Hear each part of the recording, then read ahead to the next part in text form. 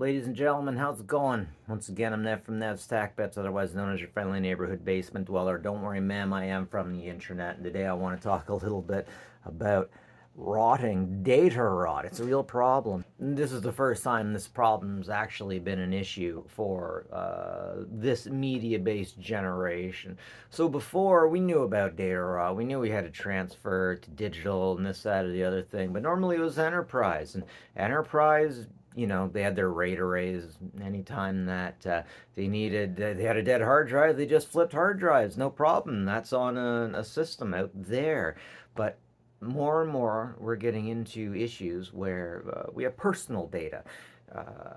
Kodak started selling CDs with the pictures that you got developed on them. How long ago was that? That was quite a while ago. I'm going to say about 20 years ago, maybe 15 years ago. Those discs are starting to rot. Unfortunately, there is no true perfect form, no true perfect way to keep data on a disk indefinitely. The truest thing that you can do is mark something into stone very deep, but still, water, sunlight, these things erode these things away. And I know you say sunlight, really? Like, no, I'm serious. You take a look at some of the old tombs in the cemetery. Geez, just the rain and sunlight. The letters are still there, you can't even see them. So how far into the future do you want your information to last? Now, CDs, DVDs, these are things that now, today, we're realizing that they're rotting, degrading. MGM, Sony, Warner Brothers has figured out that one of the contractor groups that they went with, particularly, had some bad dye in their CD and DVD batches. So because of that, basically oxidation of some sort or other managed to happen because the plastic broke, basically. Let's just say that really, really lightly. Microfractures in the plastic. Now, it's not, I'm pretty sure it's not even called plastic, but let's just say that. Now we're running into problems where these CDs, these discs are dying. And now we're also running into problems where people who saved their information on thumb drives, this information is no longer there. This information is gone. Sorry, I got so much in my head about this one because of people's pictures. So sorry, if you want to save your information on CDs, DVDs, no, sorry, I'm talking about cell phones now. Cell phones, if you're the type of person that you move up to a new cell phone and you keep the old cell phone for the pictures, watch it. Keep an eye on it. Or plug it in.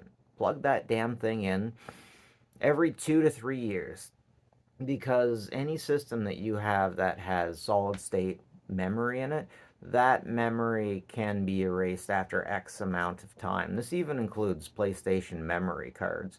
But honestly, PlayStation memory cards have a really freaking good memory. A really good memory. Man, there was static memory that you had to have a battery on. You had to replace the battery on these things so many X years, basically. Same with USB drives. I'm pretty sure the Wii U has memory that most Wii U units just won't work anymore. Sega CD is the same thing. There's a capacitor on them that, sorry, I'm talking about rotting electronics now, not memory.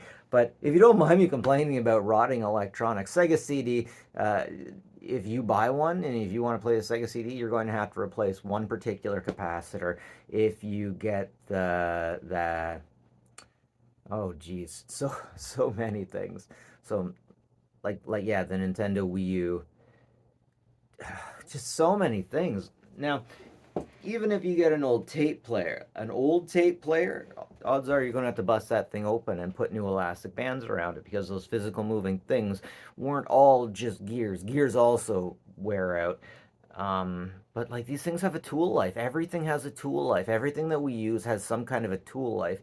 And the only thing I really found that seems to escape it is certain color TVs, certain ones. Man, they made those things so perfectly that they just last forever. But unfortunately, memory is not like that. Our electronics are rotting, our memory is rotting. And what's really interesting about all of these things is, who cares? Who cares? I mean, these pictures, they're supposed to be in here. It's nice to have them when they spark joy, but at what point in time do they become hoarding? At what point in time do they become hoarding? Like my grandma got rid of her pictures, and everyone got the pictures that she wanted, and the rest they were given to me because I'm supposed to digitize them, but no one's asking for them. It doesn't really seem like anyone cares all that much. And I had a neighbor once that she wanted me to restore her pictures on a hard drive that died. I couldn't, but then later on I found out how. And I did, and she did. And it's like, oh, okay, thanks. It's like she didn't even freaking care. So yeah, just food for thought, guys. Do you actually care about this data? Everything's rotting around us, but that's the thing.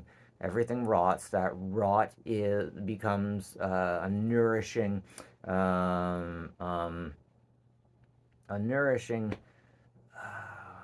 compost, and that compost breeds life.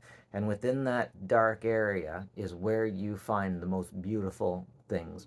And that's one of the reasons why I like to look in dark places for beautiful things. You will find the most beautiful things in dark areas, so don't get too upset. But have a good one. Take care of each other. Legitimately take care of each other.